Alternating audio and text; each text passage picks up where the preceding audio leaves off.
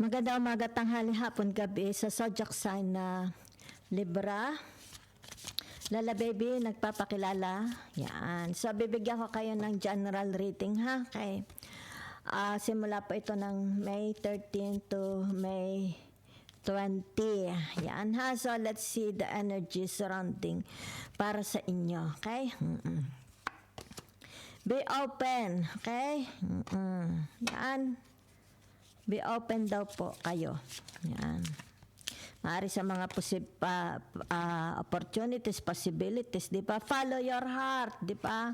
Palagi sundin ang inyong mga puso. Okay? Huwag isaraan yung mga puso. Open, be open. Okay? Sa mga usapan, trust your intuition. Okay? Yan. Libra. Let's see your, energies. Okay? Other energies. Libra with the air elements. Ay, sandali. Okay? So, ibig sabihin nito, hindi kayo tinatawag. It's like, siguro bumababa yung inyong tinatawag na hindi energy. It's all about your power, di ba? Yan. It affects your ego. It affects your confidence, di ba? So, nakikita dito you're not active. It's like hindi ka nakikisama. Halimbawa, sabihin natin, fun, creativities, di ba? It's like tinatawag na you have hindi active ang inyong tinatawag participation to others. Maybe, halimbawa, sabihin na natin may mga okasyon, may mga piyestahan, kasayahan, ping-pong, basketball, nakikitang wala kayong gana. Yan ha, wala kayong gana. Hindi kayo nagpa-participate. At hindi rin kayo yung tinatawag na creative. You're not creative. Okay? It's like, dati-rati, maybe you are full of creativities, pero ngayon nakikitang you feel very, very down, Libra ha? Okay? It's like yung frequency, your body frequency, di ba? Very, very down. Yan. Wala, hindi kayo masigla. Okay? So, whatever is this, kaya lumabas ang the magician. You are in a position of tinatawag na wala. It's like, wala kayong, hindi kayo active ngayon, it's like, halimbawa, seeing friends, talking to friends, wala, di ba? Maaring sabihin natin sa social media, wala ka rin, di ba? Absent, di ba? Yan. So, nakikita dito yung tinatawag the state of your strength, di ba? Yan. Maybe maybe nakakaranas ka ng frustration, di ba? Okay? Kung ano man ito yung tinatawag nararamdaman mo. Ano ba nararamdaman mo, di ba? The state of your emotion. Yan ha, okay? Kasi naririto, it's like feeling low. You feel very, very low. Okay? So, let's see. Other energies. Yan ha. So, maaring for some of you here, maaring sabihin natin inward, papasok, di ba? It's like, di mo na ako nalabas, di ba? Wala ako sa mood. Yan ha? So, hindi kayo active. It's like, siguro nung mga nakaraan, very, very active. But it seems like naririto, di ba? Tinatawag na condition of your strength. Okay? Walang gana, walang saya, di ba? Walang activities, walang tinatawag na hindi, para kayong latoy na latoy. Walang kalatoy-latoy, di ba? Yan. So, it's more about you. Kung sino itong mga kausap nyo, di ba? Maybe in another part of the Philippines, in another part of the world, di ba? Yan. Lagi kayong may mga kausap. Yan, ha? So, naririto yung tinatawag the Four of Pentacles, di ba? So, ibig sabihin nito, dahil kasi di ba, yung Four of Wands is nagbalintong. So, ibig sabihin, no success, di ba? It's like walang walang ano, yan no, 'di ba? Walang kaganapan, walang espesyal, 'di ba? Yan. Walang pagtitipon, walang kasayahan. Okay? 'Yun lang ang nakikita ko for you. It's like tinatawag na life must go on. Yan na. Sa inyo ang buhay nyo dito, yan. Life must go on. Pero walang tinatawag na special na activities, 'di ba? Yan. Kumbaga dito, sige, trabaho ka lang, 'di ba? What you put on the table. Pero nakikita dito, it's like walang, I don't know. Pwede ba sabihin walang pag-unlad? I don't know. It's like nabubuhay ka lang, 'di ba? It's like kung ano lang itong kaya mo, diyan ka lang nabubuhay, 'di ba? Yan. I don't know kung pwede ko sabihin isang kahig, isang tuka, 'di ba? Something like that, okay? So wala ha. Kumbaga dito, let's say, sabi natin, ang pamilya is wala activities, wala man lang ang fun, hindi nagsiswimming, di ba? Hindi maingay, hindi gaya dati, siguro palagi kayo may mga palabok, may mga ano, pero ngayon nakikita, loss, di ba? Loss of fun, wala, okay? Loss. Masyadong tahimik, di ba? So, let's see. Your other energies.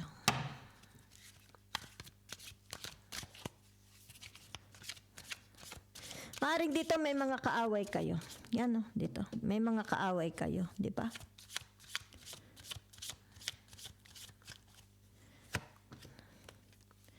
So narito ang tinatawag the hangman, okay?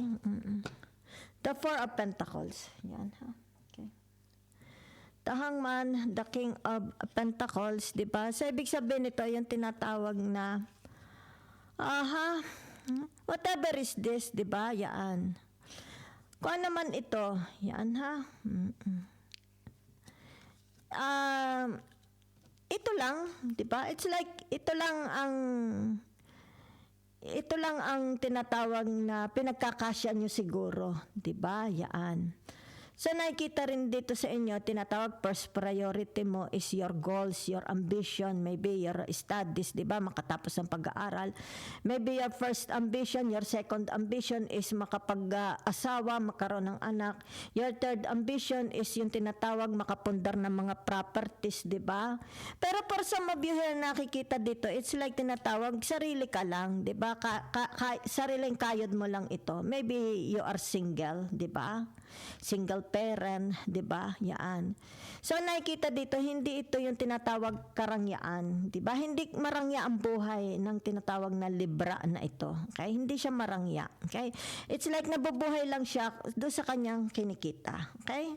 Pero meron siya dito ang tinatawag na secured. Maybe sabihin natin may mga properties, may mga halimbawa sabihin na natin may mga alahas, 'di ba? Meron siyang lupa, meron siya titulo ng lupa na kumbaga dito ay nakatago, 'di ba? Yun. Maaring sabihin natin in the future, 'di ba?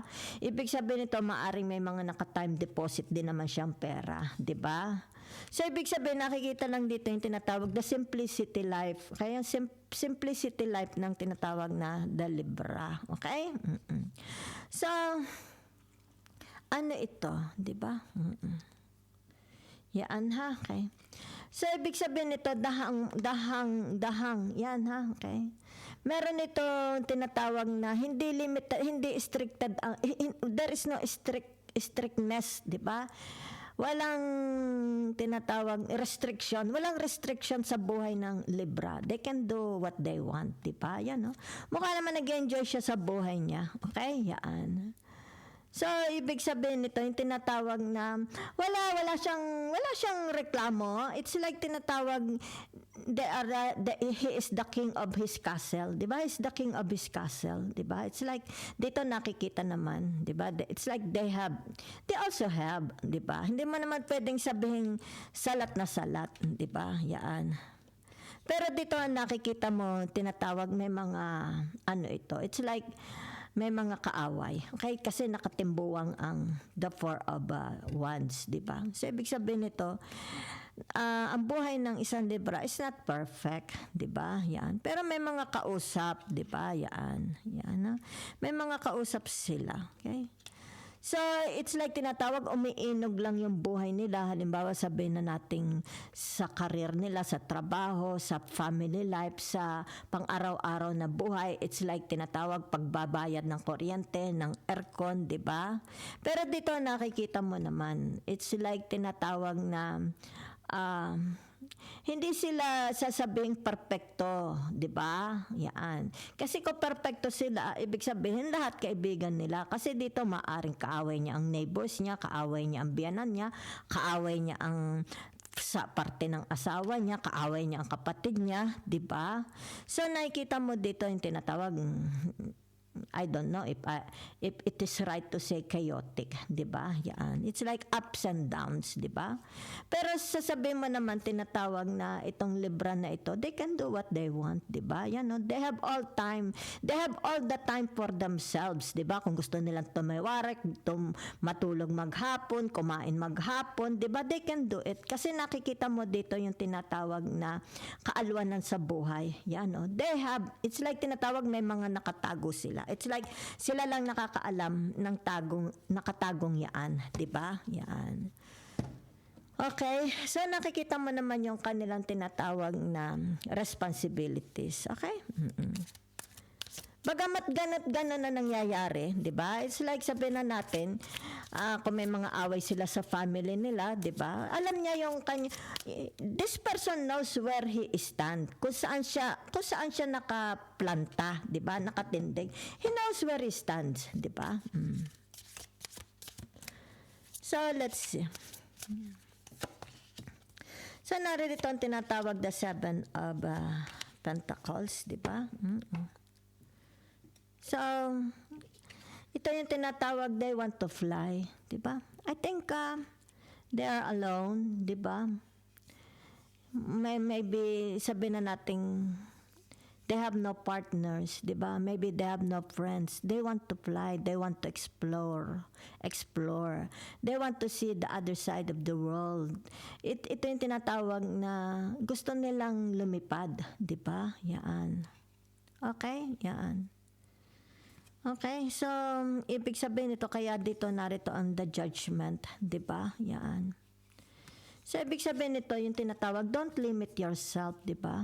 Kung kaya mo pa, okay, you go. Ibig sabihin nito, sige.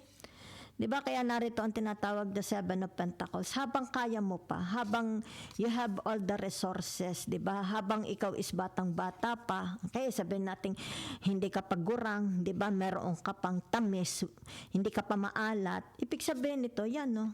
Kaya nga narito yung pakpak mo. Your pakpak is not kaput, walang butas, di ba? Kaya mo pang lumipad, kaya mo pang magpa-sexy, kaya mo pang makipagsabayan sa mga bata, young generation, di ba? Yan. Yan ang nakikita ko. Kasi dito, di ba? It's like, this is what you want to create, di ba? Yan. What you are capable of, di ba? Yan. Kasi narito ang strength mo at narito ang tinatawag na the magician, 'di ba? Okay? So ito yung kung ano itong gustong-gusto mo, 'di ba? Yan.